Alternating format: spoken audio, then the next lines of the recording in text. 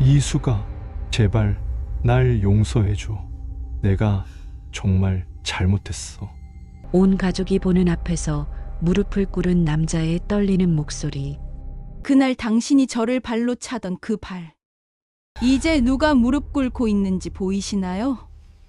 25년 동안 시댁에서 무시받으며 살던 한 여자. 결혼기념일 밤 남편에게 맞아 집에서 쫓겨났습니다. 하지만 놀라운 일이 벌어졌어요.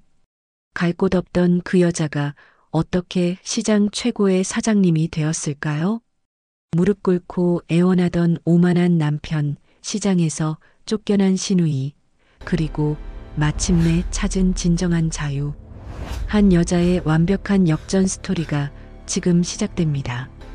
놓치면 후회할 감동 실화, 마지막까지 꼭 보세요. 새벽 5시 반, 서울 변두리 낡은 단독주택의 부엌에서 정미숙의 하루가 시작됩니다. 찬 바닥에 맨발로 서서 가스레인지에 불을 올리는 미숙의 손은 이미 거칠어질 대로 거칠어진 상태였습니다. 손등에는 화상 자국들이 여러 개 남아 있었고 손가락 마디마디에는 세월의 흔적이 깊게 패여 있었어요. 25년 동안 매일 반복해온 일상이었죠. 또 하루가 시작되는구나. 미숙은 속으로 중얼거리며 쌀을 씻기 시작했습니다. 시어머니가 좋아하는 잡곡밥을 짓기 위해서는 미리 불려놓은 콩과 보리를 섞어야 했거든요. 찬물에 손을 담그자 시린 기운이 온몸으로 퍼져나갔지만 미숙은 이미 익숙해져 버린 추위였습니다. 겨울철 난방비를 아끼기 위해 시어머니가 보일러를 최대한 약하게 틀어놓기 때문에 이 집은 항상 춥기 마련이었어요. 부엌 창문 너머로 보이는 작은 마당에는 미숙이 직접 기른 배추와 무가 자라고 있었습니다. 김장철이 다가오면 시어머니는 올해도 김장 잘 담가야 할 텐데라며 미숙을 재촉할 것이었죠. 하지만 그 김장을 담그는 것도 1년 내내 관리하는 것도 모두 미숙의 몫이었습니다. 칭찬은 시어머니가 받고 힘든 일은 미숙이 하는 구조였어요. 거실에서는 남편 박도연이 큰 소리로 코를 골고 있었습니다. 어젯밤에도 늦게까지 술을 마시고 들어온 모양이었어요. 넥타이는 바닥에 아무렇게나 던져져 있고 와이셔츠는 구겨진 채로 소파에 걸쳐져 있었죠. 구두는 현관에서부터 거실까지 아무렇게나 벗어던져져 있었습니다. 미숙은 조용히 그것들을 하나하나 집어들어 제자리에 정리했어요. 구두는 현관 구두장에 넣고 넥타이와 와이셔츠는 세탁 바구니에 넣었습니다. 도연의 얼굴에는 술 냄새와 함께 피곤함이 역력히 드러나 있었어요. 요즘 사업이 잘 안 되고 있다는 걸 미숙도 알고 있었습니다. 전화 통화 소리를 들어보면 직원들 월급 주는 것도 버거워하는 것 같았거든요. 하지만 그런 스트레스는 고스란히 가족들, 특히 미숙에게 향했습니다.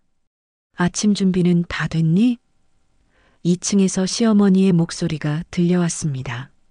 80이 넘은 나이에도 여전히 카랑카랑한 음성이었어요. 무릎이 아프다고 하면서도 미숙을 부를 때만큼은 목소리에 힘이 넘쳤습니다.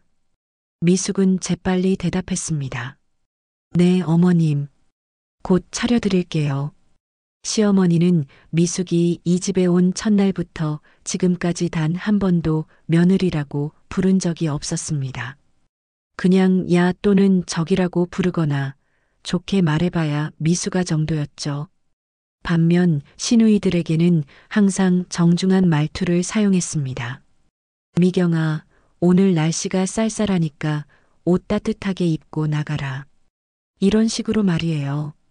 같은 집에 사는 식구인데도 이렇게 차별이 있다는 게 미숙에게는 늘 마음 아픈 일이었습니다. 부엌에서 국을 끓이며 미숙은 창밖을 바라봤습니다. 이른 새벽이라 아직 어두웠지만 멀리 아파트 단지의 불빛들이 반짝이고 있었어요. 저 아파트들 중 하나라도 자신의 집이었으면 얼마나 좋을까 하는 생각이 문득 들었습니다.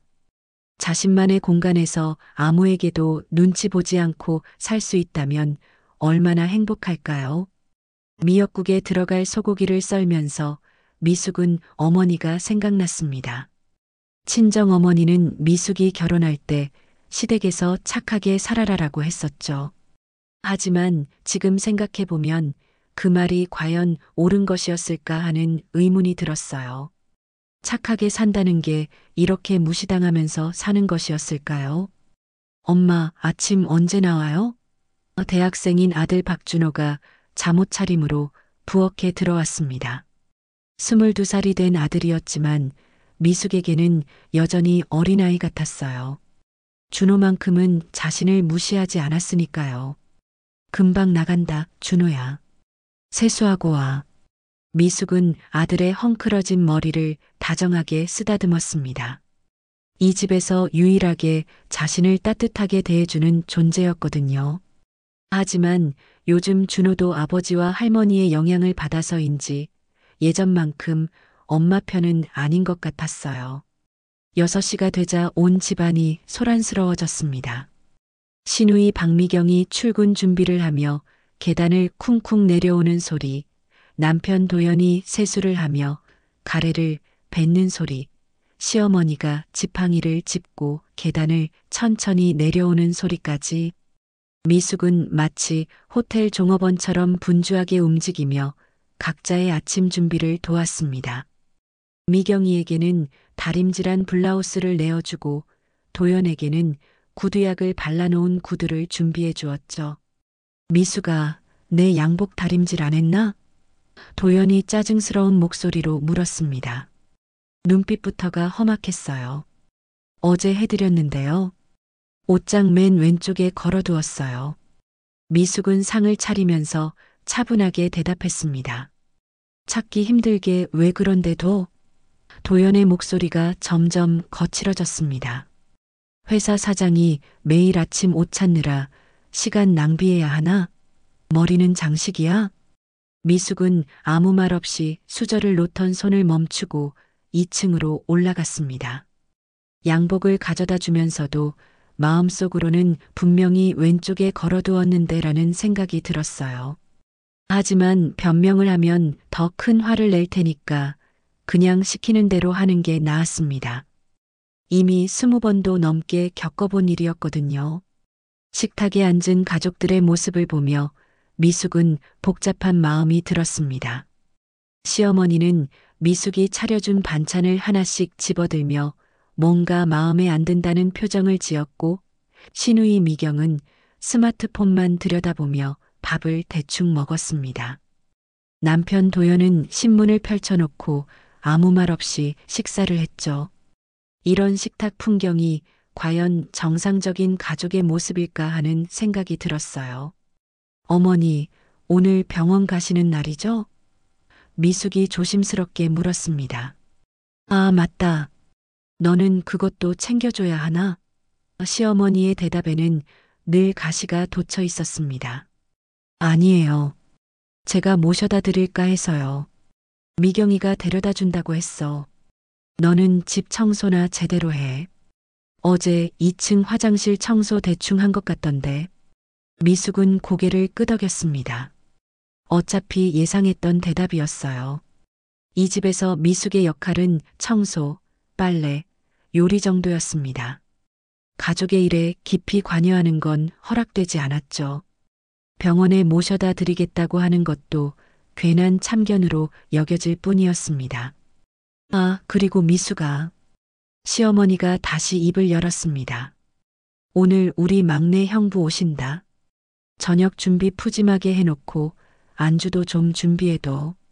형부가 술 좋아하시거든. 또 손님이 오는군요. 미숙은 마음속으로 한숨을 쉬었습니다. 시댁 친척들이 오면 항상 더 많은 일이 기다리고 있었거든요. 특히 시어머니의 막내 형부는 까다롭기로 소문난 분이었습니다. 반찬 하나하나에 트집을 잡는 것은 물론이고 자신의 며느리와 미숙을 비교하며 놀리는 버릇도 있었어요. 가족들이 모두 나간 후 미숙은 혼자 설거지를 하며 조용한 아침을 맞았습니다. 찬물에 손을 담그고 그릇들을 닦으면서 문득 결혼 전 자신의 모습이 떠올랐어요. 그때는 이런 삶을 살게 될 줄 몰랐죠. 사랑한다고 말하던 남편, 좋은 며느리가 되겠다고 다짐했던 자신. 그 모든 것이 지금은 흐릿한 기억 속에서만 존재할 뿐이었습니다. 25년이라는 세월이 자신을 어떻게 변화시켰는지 거울 속 주름진 얼굴을 보면서 새삼 깨닫게 되었어요. 오늘은 특별한 날이었습니다. 정미숙과 박도연의 결혼 25주년 기념일이었거든요. 미숙은 아침부터 평소보다 더 정성스럽게 집안일을 했습니다. 시장에 나가서 도연이 좋아하는 갈비를 사오고 시어머니가 즐겨 드시는 생선구이용 고등어도 골라왔어요. 오늘만큼은 가족들이 자신의 노고를 인정해 주기를 바라는 마음이었습니다. 오늘이 무슨 날인지 아시죠? 점심때 미숙이 조심스럽게 시어머니에게 물었습니다. 무슨 날? 시어머니는 텔레비전을 보며 대수롭지 않게 대답했습니다. 저희 결혼 기념일이에요. 25년이 되었거든요. 아, 그래. 시어머니의 반응은 시큰둥했습니다. 그런 거에 무슨 의미를 두나. 매년 똑같은 날이지. 미숙의 마음이 살짝 가라앉았지만 그래도 저녁 때 도연이 돌아오면 다를 것이라고 생각했어요. 결혼 초기에는 기념일을 챙기던 남편이었으니까요. 비록 최근 몇 년간은 무관심했지만 25주년이라는 큰 의미가 있으니 분명히 달라질 것이라고 믿고 싶었습니다. 오후 내내 미숙은 부엌에서 정성껏 요리를 했습니다. 갈비찜을 끓이고 고등어를 구우고 도연이 좋아하는 도토리 묵도 직접 무쳐서 만들었어요. 평소보다 2배는 더 많은 반찬을 준비했습니다. 손끝이 아파와도 참고 견뎠어요. 오늘만큼은 온 가족이 둘러앉아 화목한 식사를 하고 싶었거든요. 저녁 6시가 되자 시누이 미경이 퇴근해서 돌아왔습니다. 오, 오늘 뭔 날이야? 이렇게 푸짐하게 차려놨네. 미경이 식탁을 보며 말했습니다. 오늘이 언니 결혼 기념일이래. 시어머니가 무심하게 대답했습니다. 아, 그렇구나. 근데 형부는 언제 와? 미경은 별 관심 없다는 듯 자신의 방으로 올라갔습니다. 7시가 넘어서야 도연이 돌아왔습니다. 얼굴이 벌겋게 달아오른 것을 보니 회식을 하고 온 모양이었어요. 술 냄새가 진동했습니다. 미숙은 그래도 반갑게 맞이했습니다. 여보, 오늘 우리 결혼 기념일이에요. 25년이나 되었네요. 미숙이 도연의 코트를 받아들며 말했습니다. 아, 그런 날이었나? 도연은 비틀거리며 거실 소파에 주저앉았습니다. 피곤하니까 빨리 밥이나 줘. 미숙의 마음에 실망감이 밀려왔지만 그래도 참았습니다. 술에 취해서 그런 것이라고 스스로를 달랬어요. 가족들을 식탁으로 모시고 정성껏 차린 상을 내놓았습니다. 어머님, 준호야, 모두 앉으세요. 오늘은 특별한 날이니까 온 가족이 함께 식사해요. 미숙이 밝게 말했습니다. 하지만 식사 분위기는 평소와 다르지 않았어요. 시어머니는 갈비가 좀 질기네라고 투덜거렸고 미경은 나 다이어트 중인데 이런 기름진 음식만 있네라고 불평했습니다. 준호만이 엄마 맛있어요라고 말해주었지만 그마저도 작은 위로에 불과했어요. 가장 큰 문제는 도연이었습니다. 계속해서 술을 마시면서 점점 기분이 나빠지는 것 같았어요. 회사 일이 이 모양 이 꼴인데 집에서까지 무슨 기념일이야? 혼잣말처럼 중얼거리더니 갑자기 미숙을 향해 소리를 지르기 시작했습니다. 야, 정미숙, 너는 집에서 빈둥거리면서 무슨 기념일을 챙기고 있어? 미숙은 깜짝 놀라서 젓가락을 놓았습니다. 여보, 왜 그러세요? 오늘은 우리에게 소중한 날이잖아요. 소중한 날? 도연의 목소리가 점점 커졌습니다. 너 때문에 내가 얼마나 고생하는지 알기나 해?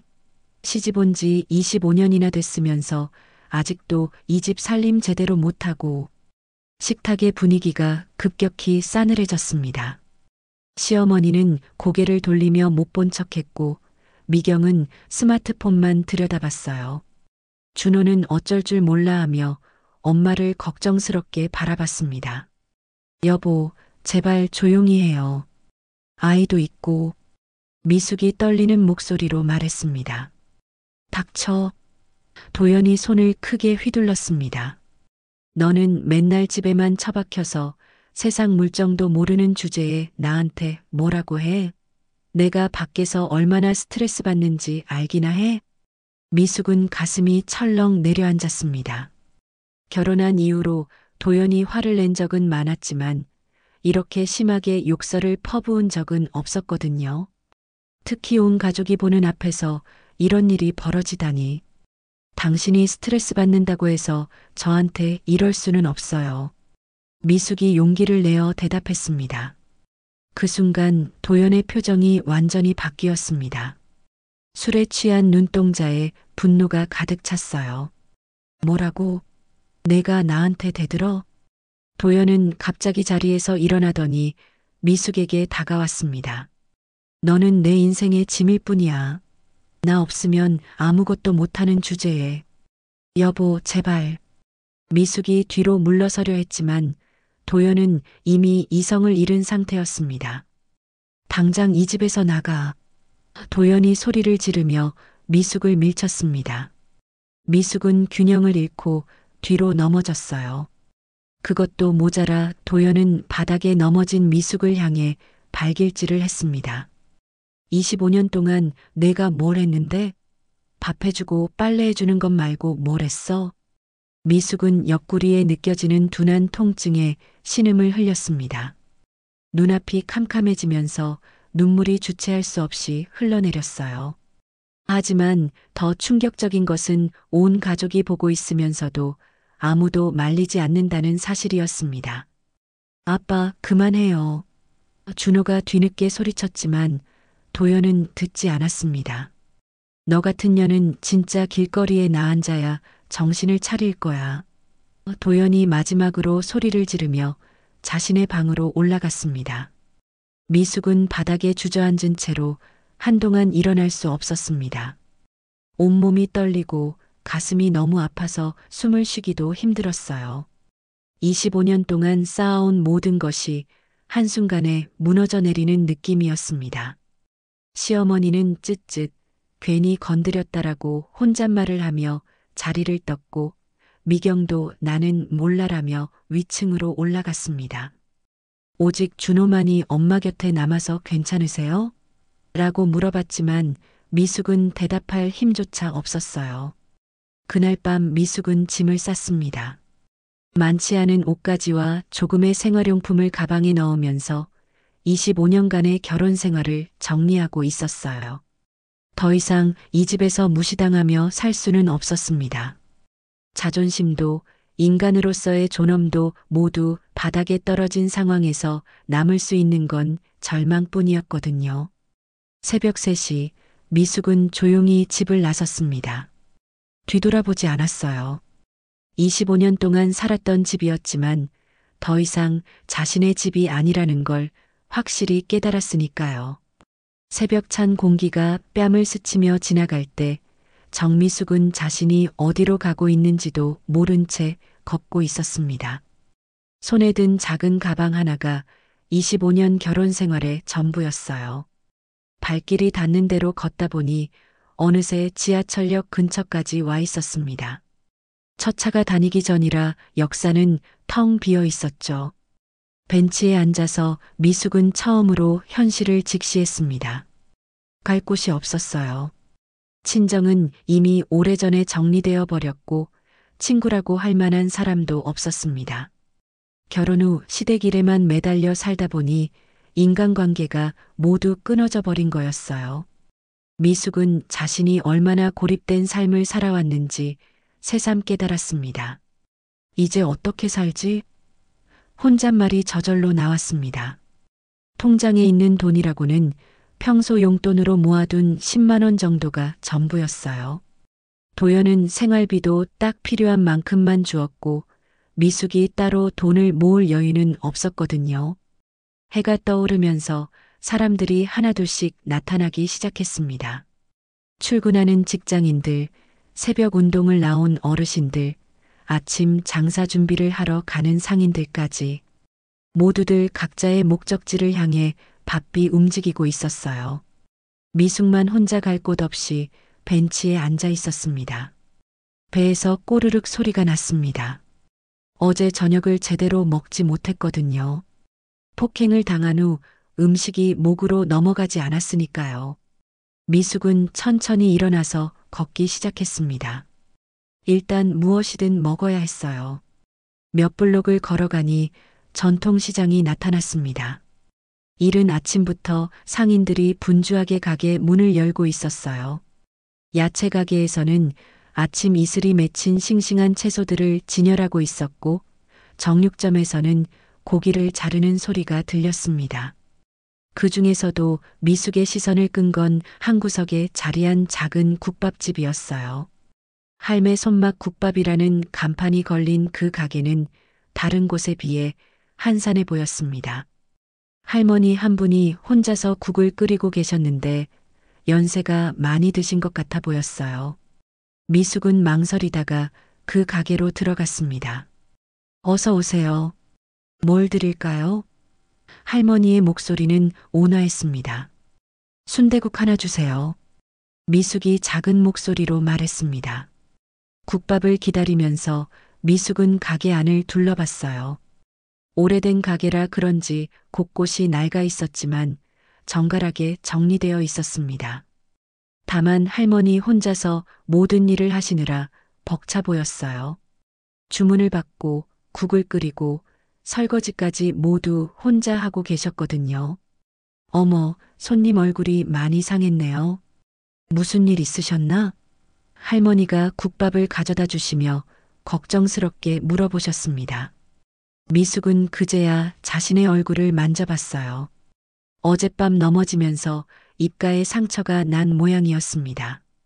괜찮습니다. 그냥 넘어져서 쯧쯧 조심하셔야죠. 이 나이에 다치면 잘 낫지도 않는데. 할머니는 진심으로 걱정해 주시는 것 같았어요. 따뜻한 국밥을 한 숟가락 떠먹으니 눈물이 나왔습니다. 단순히 배가 고파서가 아니라 누군가 자신을 걱정해 주는 마음 때문이었어요.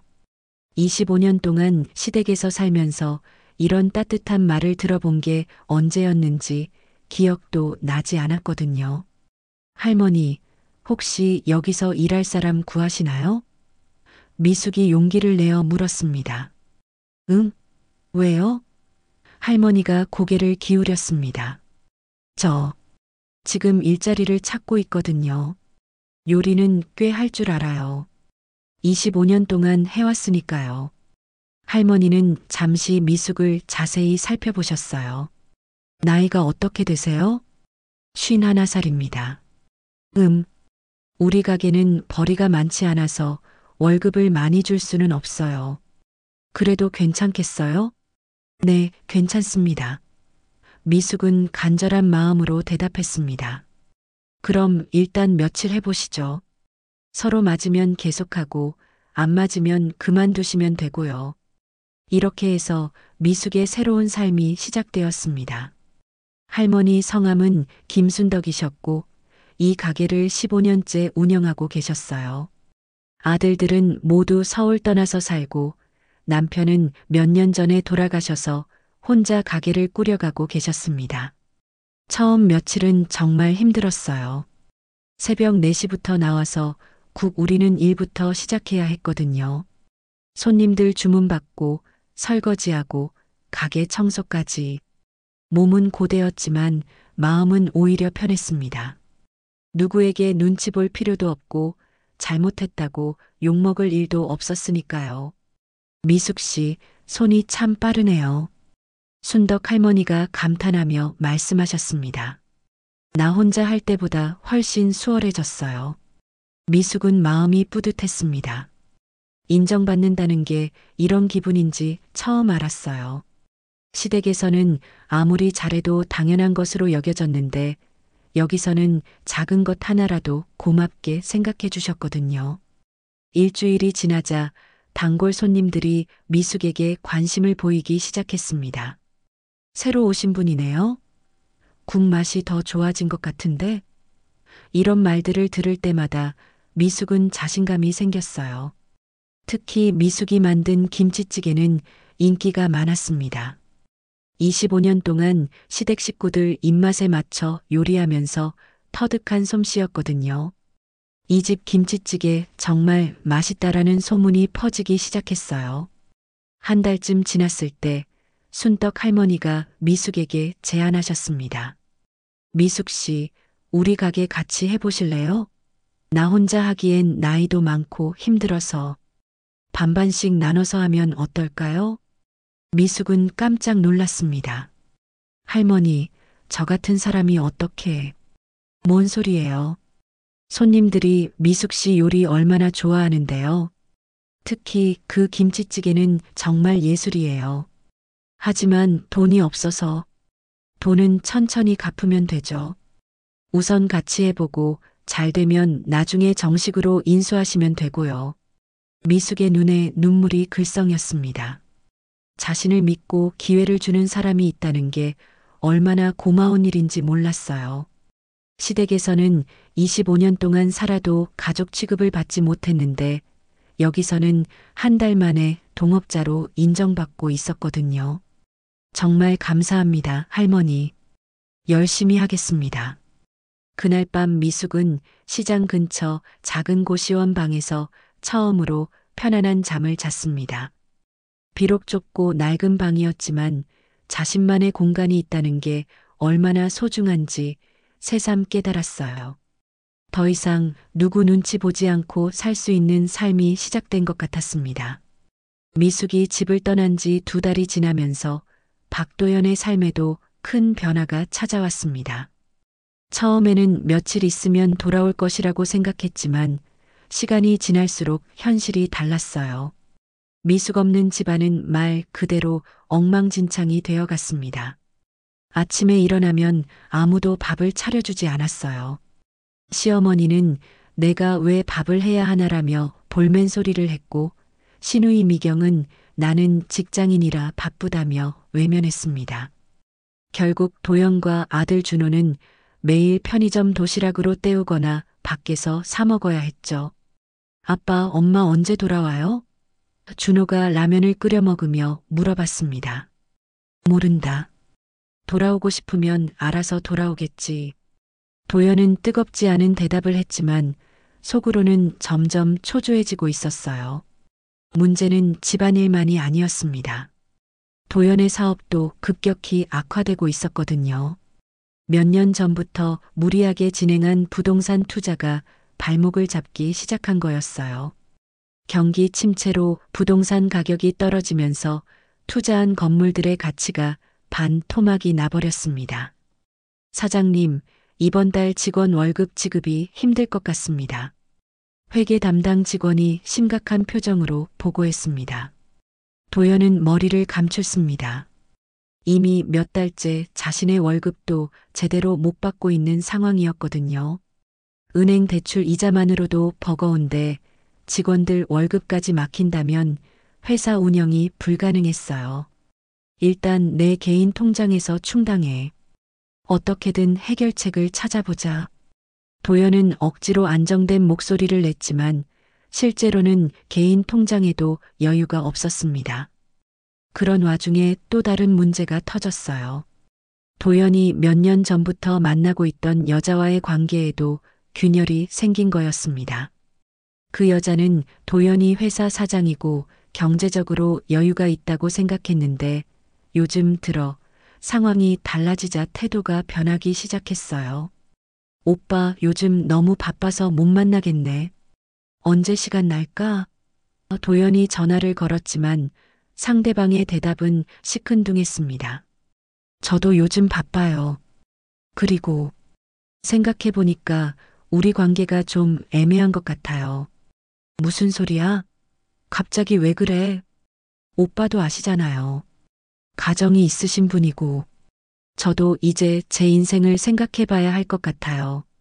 전화가 끊어진 후 도연은 멍하니 앉아 있었습니다. 사업도 기울고 불륜 상대마저 떠나가니 모든 게 무너지는 기분이었어요. 그제야 미숙의 빈자리가 얼마나 큰지 실감하기 시작했습니다. 집에 돌아와도 상황은 마찬가지였어요. 시어머니는 도연을 보자마자 불평을 쏟아내기 시작했습니다. 도연아, 이게 뭔 꼴이냐? 집안이 이 모양 이 꼴로 돌아가고 있는데. 어머니, 제가 요즘 회사 일이 바빠서. 바쁜 건 핑계고 미숙이 없으니까 이 난리가 난 거 아니야? 당초에 왜 그렇게 함부로 했어? 시어머니마저 도연을 탓하기 시작하자 도연은 더욱 답답했습니다. 미숙이 있을 때는 당연하게 여겼던 모든 것들이 얼마나 소중했는지 이제야 깨닫게 되었어요.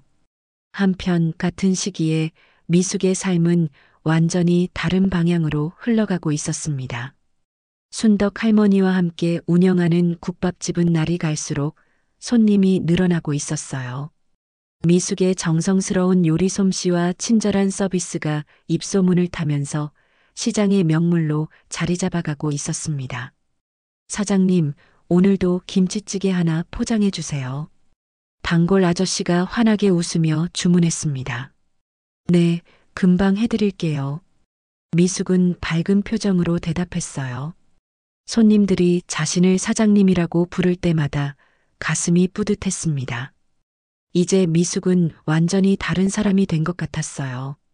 시댁에서 눈치 보며 살던 모습과는 전혀 달랐습니다. 당당하게 손님들과 대화하고 자신만의 메뉴를 개발하기도 했어요. 특히 미숙이 만든 사골 김치찜은 시장에서 가장 인기 있는 메뉴가 되었습니다. 미숙 씨, 손님들이 사골 김치찜 레시피를 물어보는데 어떻게 만드는 거예요? 순덕 할머니가 궁금해하며 물었습니다. 할머니, 사실 별거 아니에요. 사골을 우린 국물에 잘 익은 김치를 넣고 푹 끓이는 거예요. 다만 김치를 넣는 타이밍이 중요하죠. 너무 일찍 넣으면 김치가 너무 무르고 너무 늦게 넣으면 맛이 안 어우러져요. 역시 미숙 씨 손맛은 따라갈 수가 없네요. 이런 대화들이 미숙에게는 큰 기쁨이었어요.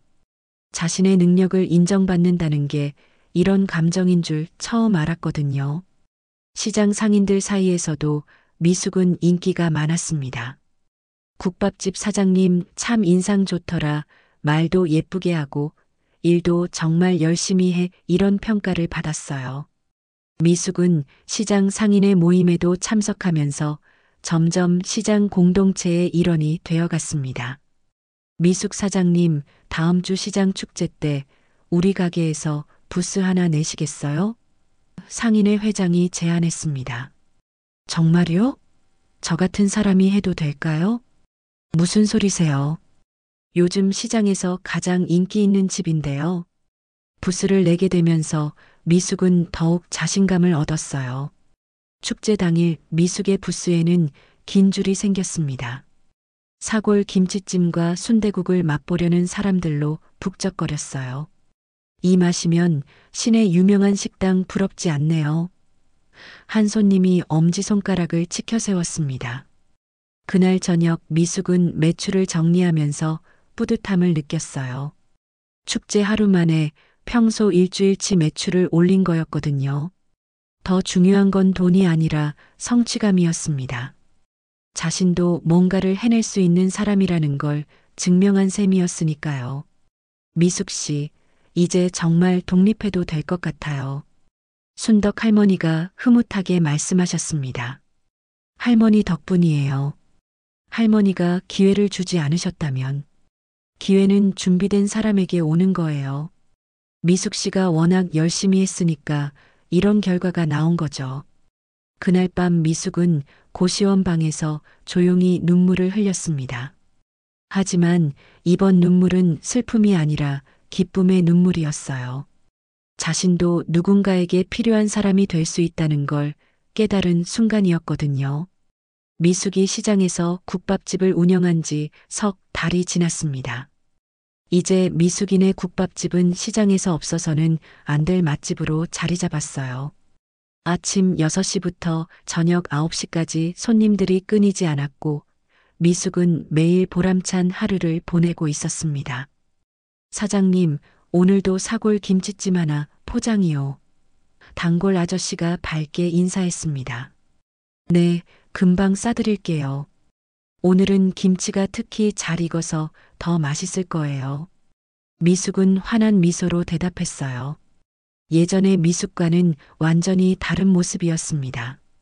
시댁에서 늘 위축되어 있던 것과 달리 이곳에서는 당당하고 자신감 넘치는 모습을 보였어요. 손님들과의 대화도 자연스러웠고 자신만의 메뉴를 개발하는 재미도 있었습니다. 그런데 어느 날 오후 예상치 못한 방문자가 나타났습니다. 시누이 박미경이 국밥집 앞에서 어슬렁거리고 있는 게 아니겠어요.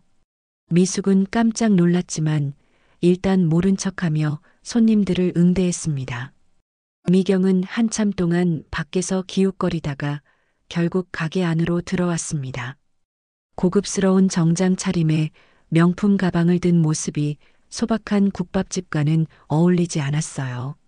어머, 이게 누구야? 미경이 일부러 큰 소리로 말했습니다. 우리 집에서 쫓겨난 여자가 여기서 국밥이나 팔고 있네? 가게 안이 순간 조용해졌습니다. 식사를 하던 손님들이 모두 미경을 바라봤어요. 미숙은 얼굴이 빨갛게 달아올랐지만 최대한 침착하게 대응하려 했습니다. 미경 씨, 여기는 제가 일하는 곳이니까 조용히 해주세요. 조용히 하라고? 미경이 코웃음을 쳤습니다. 에이구, 형부한테 맞아서 집에서 쫓겨난 주제에 여기서 거들먹거리고 있네. 부끄러운 줄도 모르고. 그때 옆 테이블에서 식사하던 중년 남성이 일어섰습니다. 시장에서 생선 가게를 하는 김 사장이었어요. 아가씨, 여기서 그런 말 하지 마세요.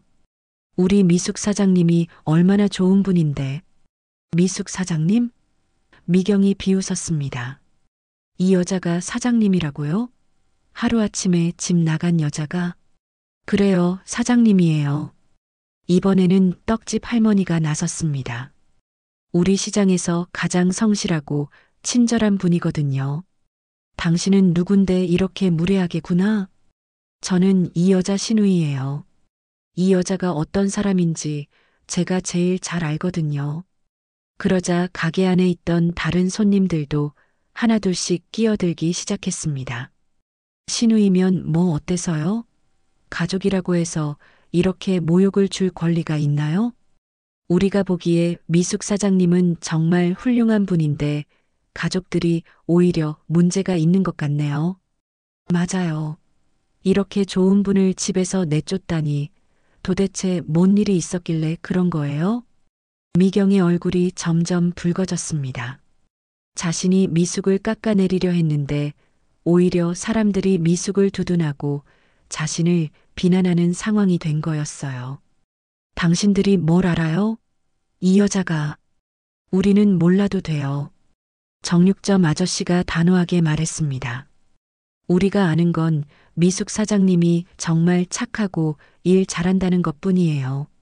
과거가 어쨌든 지금 열심히 살고 있는데 가족이라는 사람이 와서 이렇게 망신을 주면 되나요?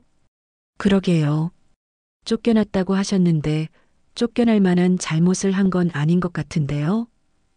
야채가게 아주머니도 거들었습니다. 미경은 더 이상 할 말이 없어졌습니다. 자신이 미숙을 무시하고 조롱하려 왔는데 오히려 시장 사람들 모두가 미숙을 보호하고 자신을 비난하고 있었거든요. 이 이상한 사람들. 미경이 중얼거리며 가게를 나가려 했습니다.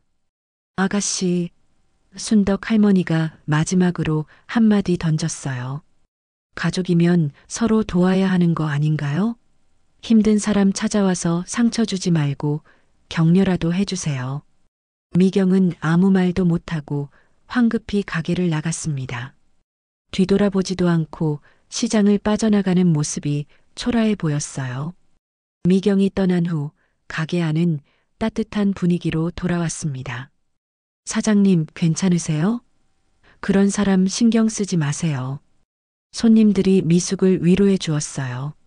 정말 고맙습니다, 여러분. 미숙은 눈물이 핑 돌았습니다. 저 때문에 불편하셨을 텐데. 무슨 소리예요?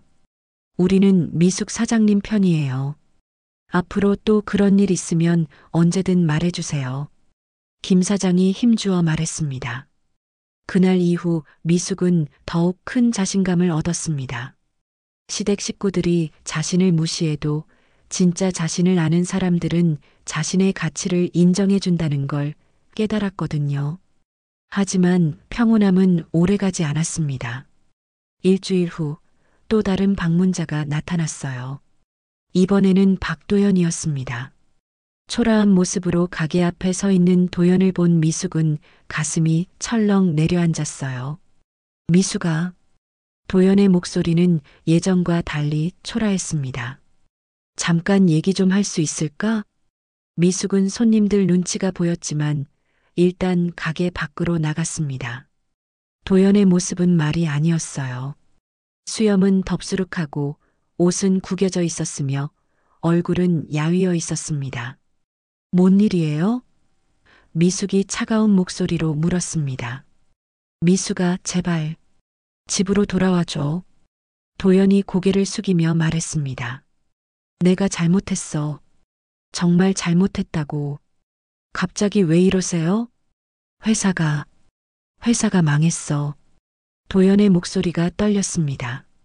부동산 투자 실패하고 직원들 월급도 못 주고 이제 빚더미에 앉았어. 미숙은 놀랐지만 동정심이 들지는 않았습니다. 자신을 발로 차며 내쫓았던 그날이 너무나 생생했거든요. 그게 저와 무슨 상관이에요? 미숙아, 제발. 우리 다시 시작하자.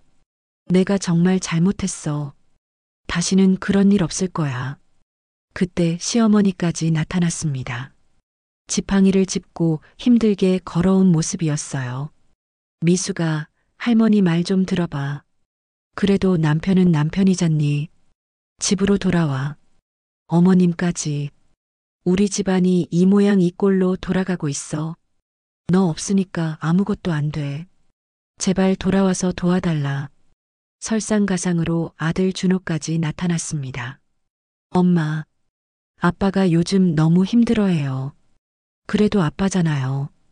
한 번만 더 기회를 주면 안 될까요? 미숙은 혼란스러웠습니다. 가족들이 모두 나와서 자신에게 돌아오라고 애원하고 있었거든요. 특히 아들의 말이 마음에 걸렸어요. 하지만 그날 밤의 치욕스러운 기억이 선명하게 떠올랐습니다. 저 생각해 보겠어요. 미숙은 겨우 이 말만 하고 가게 안으로 들어갔습니다. 가족들을 뒤로 한 채 문을 닫았지만 마음속은 온통 혼란뿐이었어요. 그날 밤 미숙은 잠을 이루지 못했습니다. 가족들의 애원하는 모습이 자꾸 떠올랐거든요. 특히 아들 준호의 말이 마음에 깊이 박혔어요. 그래도 아빠잖아요라는 말이 계속 맴돌았습니다. 정말 자신이 너무 냉정한 것일까요? 다음 날 아침 평소보다 일찍 가게에 나온 미숙은 국을 끓이면서 생각에 잠겼습니다. 순덕 할머니가 그런 미숙을 보며 걱정스럽게 물어보셨어요. 미숙 씨, 어젯밤에 무슨 일 있었나요? 얼굴이 많이 어두워 보이네요. 할머니, 남편이 돌아오라고 하는데 어떻게 해야 할지 모르겠어요. 미숙이 속마음을 털어놓았습니다. 남편이요? 그 사람이 왜 갑자기? 미숙은 어제 있었던 일을 순덕 할머니에게 자세히 얘기했어요. 도연의 사업 실패, 시어머니의 애원, 그리고 아들의 부탁까지 말하다 보니 눈물이 나왔습니다. 미숙 씨, 그 사람이 진심으로 뉘우치고 있다고 생각해요? 순덕 할머니가 진지하게 물었습니다. 모르겠어요.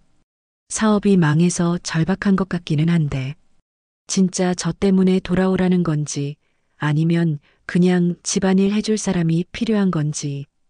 그때 가게 문이 열리면서 손님이 들어왔습니다. 준호였어요. 대학생인 아들이 아침 일찍부터 가게에 나타난 걸 보니 뭔가 심각한 일이 있는 모양이었습니다. 엄마, 잠깐 얘기 좀 할 수 있을까요? 미숙은 순떡 할머니께 양해를 구하고 준호와 함께 가게 밖으로 나갔습니다. 준호의 얼굴은 많이 상해 있었어요. 밤새 잠을 못 잔 듯 눈이 빨갛게 부어 있었습니다. 엄마, 어제는 아빠 편을 드는 것 같이 말해서 죄송해요. 준호가 고개를 숙이며 말했습니다. 준호야, 무슨 소리야?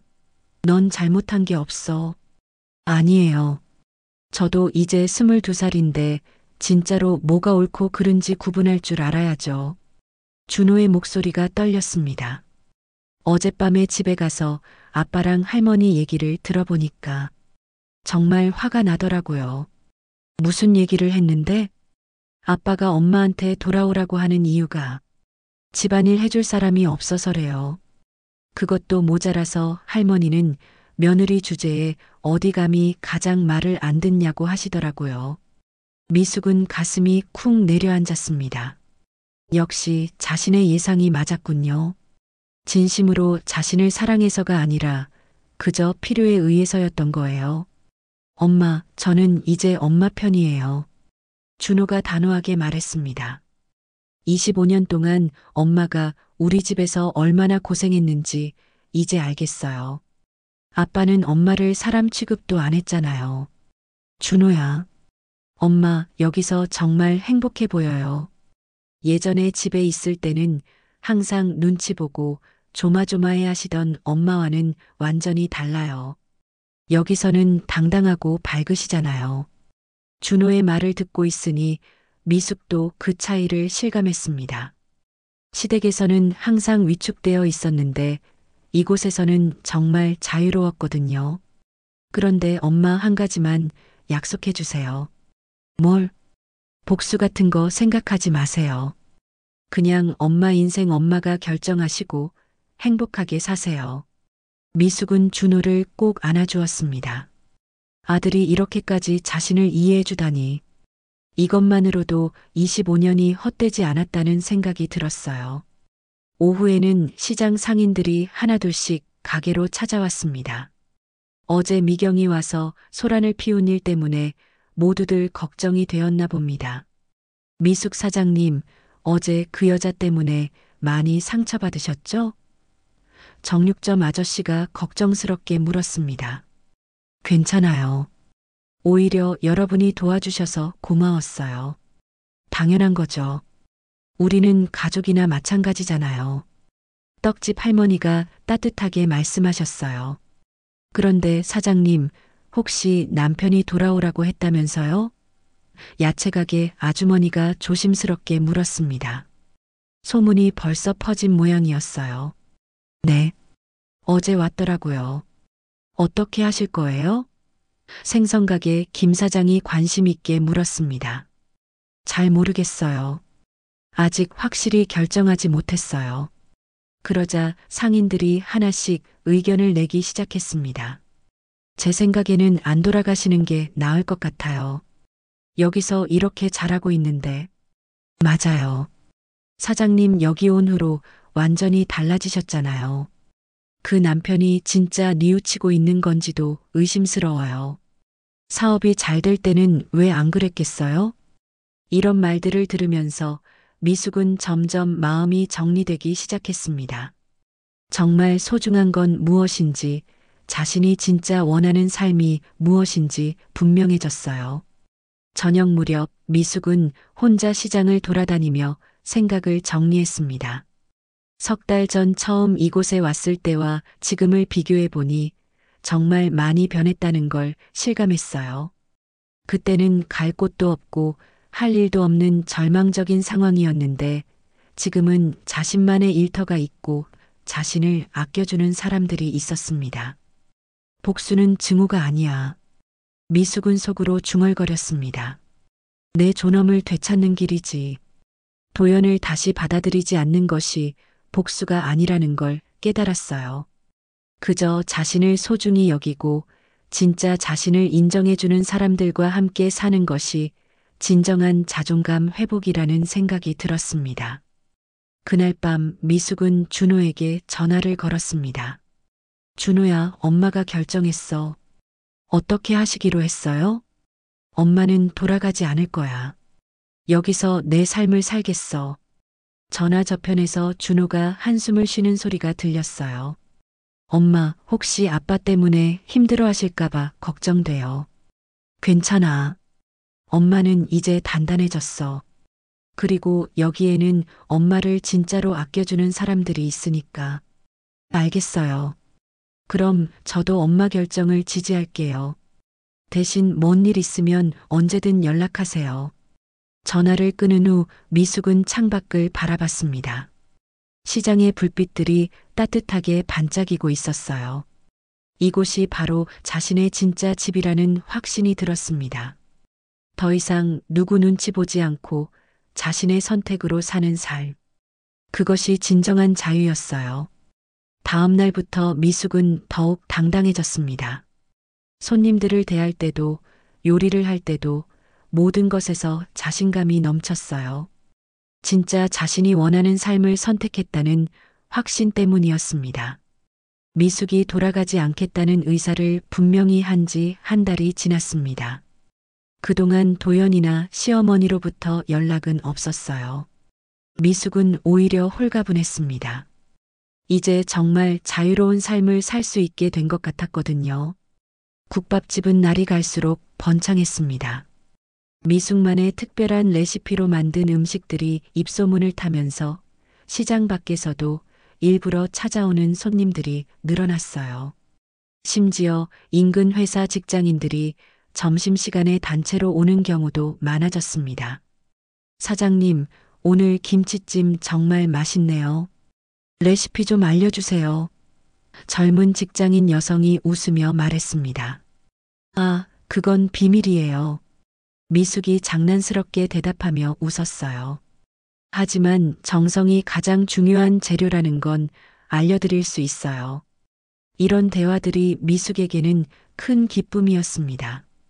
누군가에게 인정받고 감사 인사를 듣는다는 것이 얼마나 소중한 일인지 새삼 깨달았거든요. 그런데 어느 날 오후 준호가 심각한 표정으로 가게에 찾아왔습니다. 평소와 달리 굳은 얼굴을 하고 있어서 미숙은 걱정이 되었어요. 준호야, 무슨 일이야? 얼굴이 왜 그렇게 어두워? 엄마, 할머니가 쓰러지셨어요. 준호의 목소리가 떨렸습니다. 뭐라고? 미숙은 깜짝 놀라서 손에 들고 있던 국자를 떨어뜨렸습니다. 갑자기 의식을 잃고 쓰러지셔서 병원에 모셨는데 의사 선생님이 많이 위험하다고 하세요. 미숙은 마음이 복잡했습니다. 시어머니와의 관계가 좋지 않았지만 그래도 25년 동안 함께 살았던 가족이었거든요. 죽을 수도 있다는 말을 들으니 가슴이 아팠어요. 지금 어떤 상태인데? 일단 의식은 돌아오셨는데 많이 약해지신 것 같아요. 그리고 준호가 말을 머뭇거렸습니다. 그리고 뭐? 할머니가 엄마를 찾으세요. 자꾸 미숙이는 어디 있느냐, 미숙이를 불러오라고 하신대요. 미숙은 당황했습니다. 평소에 자신을 그렇게 박대하던 시어머니가 위급할 때 자신을 찾는다니 어떻게 받아들여야 할지 모르겠었어요. 그래서 엄마께 말씀드리러 온 거예요. 한 번만 와주실 수 있을까요? 미숙은 잠시 망설였습니다. 가고 싶지 않은 마음도 있었지만 인간적으로 마지막 일 수도 있는 상황에서 외면할 수는 없었어요. 알겠어. 가볼게. 병원에 도착하니 시어머니는 산소 호흡기를 끼고 누워 계셨습니다. 많이 야위신 모습이 안타까웠어요.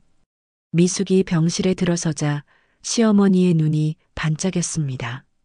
미숙아, 왔구나. 시어머니의 목소리는 가늘고 약했습니다. 네, 어머님. 어떻게 느끼세요? 미숙아, 할머니가 너한테 못되게 굴었지? 시어머니가 힘겹게 말씀하셨어요. 미숙은 놀랐습니다. 시어머니가 사과의 말씀을 하시다니 전혀 예상하지 못한 일이었거든요. 어머님, 내가 잘못했어. 너를 너무 힘들게 했구나. 이제야 깨달았어. 시어머니의 눈에 눈물이 맺혔습니다. 너 없으니까 우리 집이 이 모양 이 꼴이 됐더라. 미숙도 눈물이 났습니다. 25년 동안 듣고 싶었던 말을 마지막에 듣게 되었네요. 어머님, 이제 그런 말씀 마세요. 미숙아, 부탁이 하나 있어. 시어머니가 미숙의 손을 잡았습니다. 내 환갑잔치 와줄 수 있겠니? 환갑잔치요? 원래는 다음 달에 하려고 했는데 이 상황이라 퇴원하면 바로 할 거야. 가족들이 모두 모이는 자리니까 너도 와줘. 마지막 부탁이야. 미숙은 고민스러웠습니다. 환갑잔치에 가면 도연과 다른 시댁 식구들을 모두 마주쳐야 했거든요. 하지만 시어머니의 간절한 부탁을 거절할 수는 없었어요. 네, 갈게요. 2주일 후 시어머니는 기적적으로 회복되셔서 퇴원하셨습니다. 의사도 놀랄 정도로 빠른 회복이었어요. 그리고 약속대로 환갑잔치가 열렸습니다. 잔치는 동네 작은 식당에서 열렸습니다.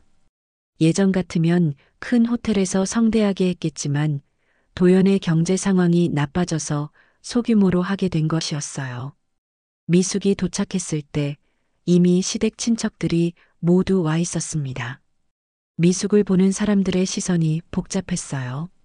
어떤 사람들은 호기심 어린 눈빛이었고 어떤 사람들은 동정의 시선이었습니다. 도연은 구석에 앉아서 술을 마시고 있었어요. 예전에 당당했던 모습과는 완전히 달랐습니다. 수염은 덥수룩하고 옷도 남루했으며 눈빛도 흐릿했어요. 사업 실패의 충격이 얼마나 컸는지 알 수 있었습니다. 미숙이 왔네. 시댁 친척 중 한 명이 반갑게 인사했습니다. 요즘 시장에서 장사한다면서? 잘 돼가? 네, 덕분에 잘 지내고 있어요. 미숙은 당당하게 대답했습니다. 시간이 지나면서 분위기가 점점 어색해졌어요. 모든 사람들이 미숙과 도연의 상황을 알고 있었거든요.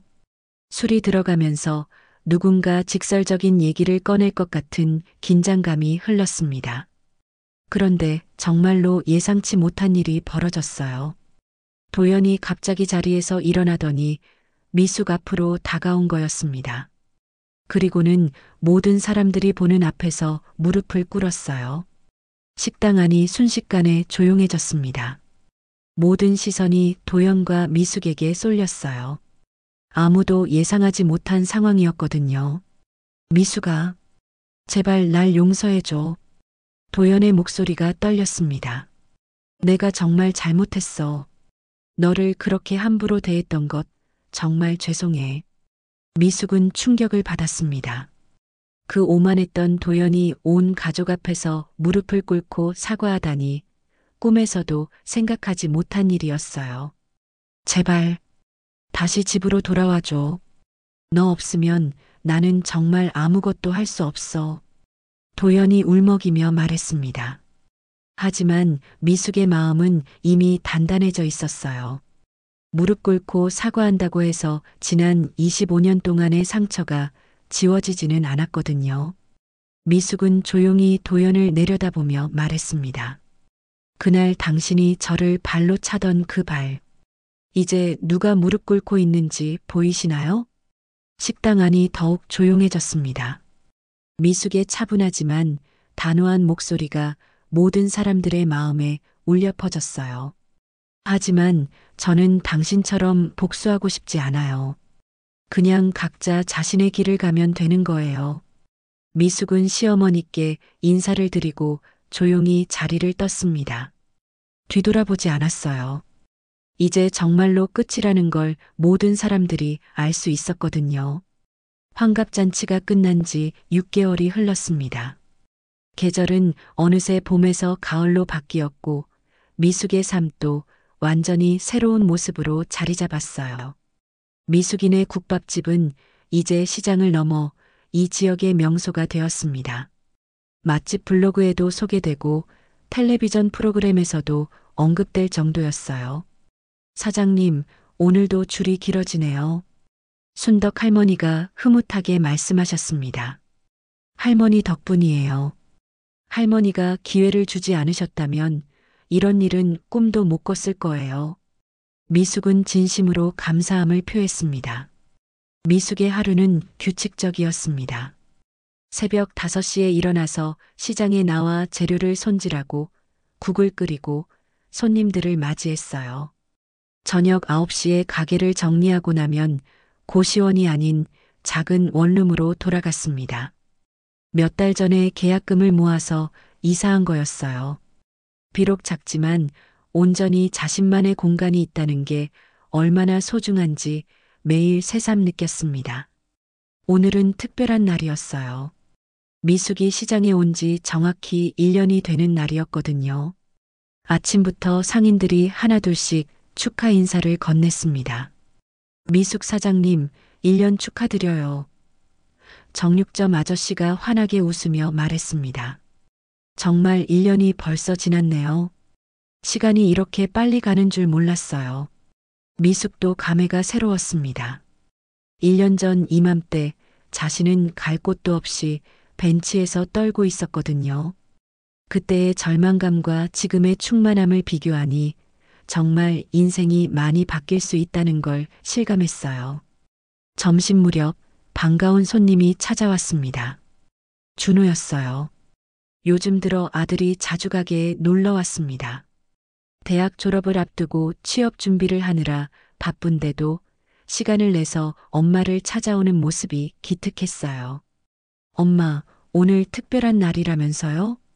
준호가 밝게 인사했습니다.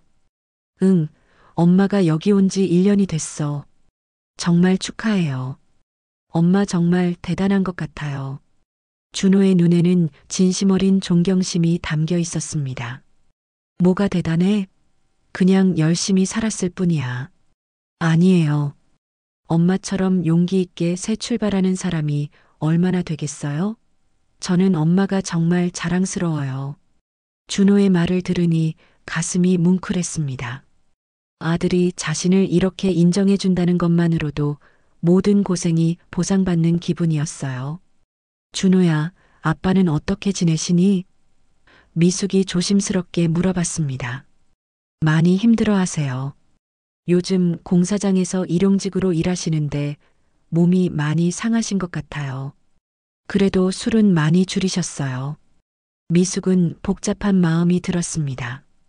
도연을 미워하지는 않았지만 동정심도 크게 들지 않았어요. 그저 각자의 선택에 따른 결과일 뿐이라고 생각했습니다. 엄마, 아빠가 가끔 엄마 얘기를 해요. 정말 후회한다고, 엄마가 얼마나 소중한 사람인지 이제야 안다고. 그래도 이미 늦었어, 준호야. 엄마는 이제 다른 삶을 살고 있거든. 네, 알아요. 엄마 결정을 존중해요. 다만 아빠도 많이 변했다는 걸 알아주세요. 오후에는 시장 상인의 모임이 있었습니다. 매월 열리는 정기 모임인데 미숙은 이제 빠질 수 없는 핵심 멤버가 되었어요. 오늘은 연말 시장 축제 준비에 대한 회의였습니다. 미숙 사장님, 올해도 부스 운영해 주실 거죠? 상인의 회장이 물었습니다. 물론이죠. 작년보다 더 열심히 해볼게요. 작년 축제 때 미숙 사장님 부스가 가장 인기 많았잖아요. 올해는 어떤 메뉴로 하실 거예요? 새로운 메뉴를 하나 준비하고 있어요. 추억의 송국수인데 어릴 때 어머니가 끓여주시던 그 맛을 재현해 본 거예요. 상인들의 반응이 뜨거웠습니다. 미숙의 음식 솜씨를 모르는 사람이 없었거든요. 모임이 끝나고 집으로 돌아가는 길에 미숙은 시장 골목골목을 천천히 걸었습니다. 1년 전에는 낯설기만 했던 이 길이 이제는 너무나 친숙했어요.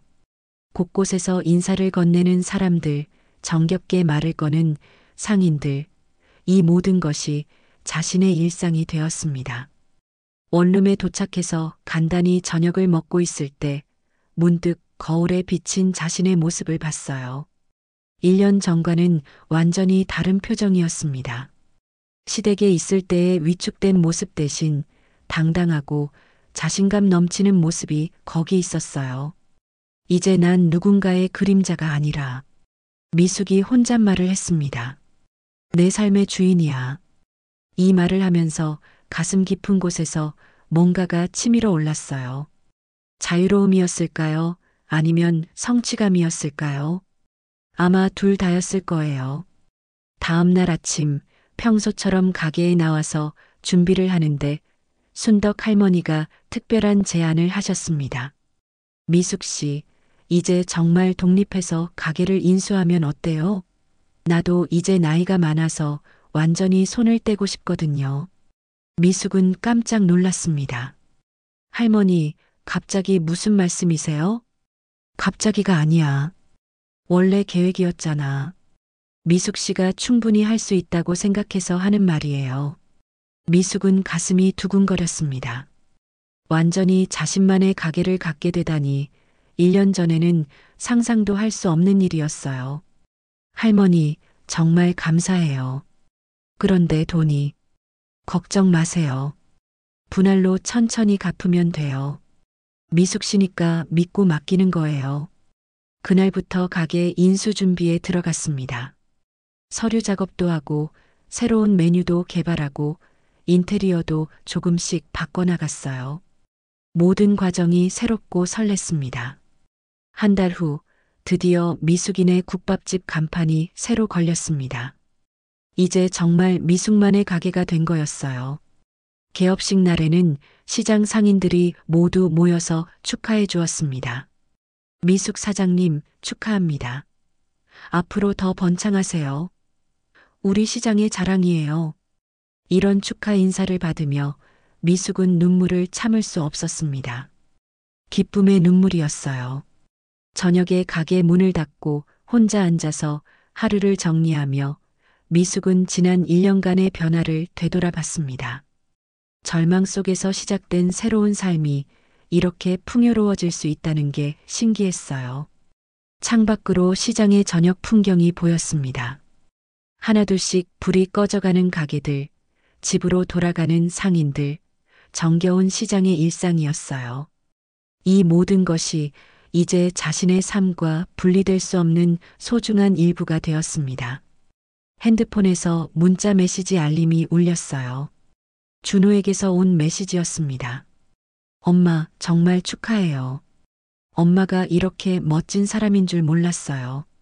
정말 자랑스러워요. 사랑해요. 미숙은 미소를 지으며 답장을 보냈습니다. 고마워, 준호야. 엄마도 너를 사랑해. 앞으로 더 멋진 엄마가 되도록 노력할게. 그날 밤 미숙은 오랜만에 깊고 편안한 잠에 들었습니다. 꿈속에서도 따뜻한 국밥을 끓이고 손님들과 정겨운 대화를 나누고 활짝 웃고 있는 자신을 볼 수 있었어요. 더 이상 누구의 그림자가 아닌 온전히 자기 자신으로서 살아가는 꿈이었습니다. 미숙의 새로운 인생이 이제 막 시작되었습니다. 과거의 상처는 지혜로 변했고 절망은 희망으로 바뀌었어요. 그리고 무엇보다도 자신을 진정으로 사랑할 줄 아는 사람이 되었습니다. 이것이야말로 가장 큰 변화였고 가장 소중한 선물이었어요. 정미숙의 이야기는 여기서 끝납니다. 25년 동안 남의 그림자로만 살았던 한 여자가 마침내 자신만의 빛을 찾아냈습니다. 무릎 꿇고 애원하는 남편을 뒤로하고 선택한 길, 그것은 복수가 아니라 진정한 자유였어요. 때로는 우리 인생에도 용기 있는 선택이 필요합니다. 아무리 늦었다고 생각해도 새로운 시작은 언제든 가능하거든요. 정미숙이 51살에 처음으로 자신만의 가게를 갖게 된 것처럼 말입니다.